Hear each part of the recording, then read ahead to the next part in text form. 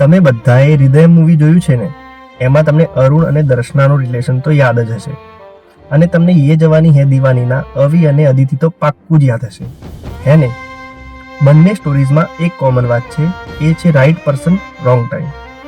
ક્યારેક કેટલાક લોકો આપણા જીવનમાં બિલકુલ પરફેક્ટ ફિટ હોય છે, વાઇબ મળે છે, સમજ મળે છે, કેર મળે છે, કનેક્શન રિયલ હોય, પણ ટાઈમિંગ ખોટું હોય છે.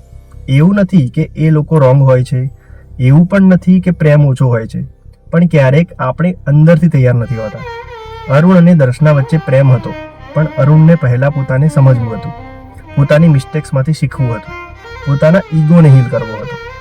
અવી અને અદિતિ એ બંને એકબીજાના કમ્ફર્ટ હતા, પણ લાઈફના ગોલ્સ, ડ્રીમ્સ અને મેચ્યોરિટી એ સમયે મેચ નહોતા થતા. તો પ્રશ્ન એ નથી કે એ રાઈટ ના હોતા, પ્રશ્ન એ હતો કે સમય રાઈટ ના હોતો. ક્યારેક કુદરત આપણને કેટલાક લોકો સાથે ફોરએવર માટે નથી મળાવતી, પણ ટ્રાન્સફોર્મ કરવા માટે મળાવે છે.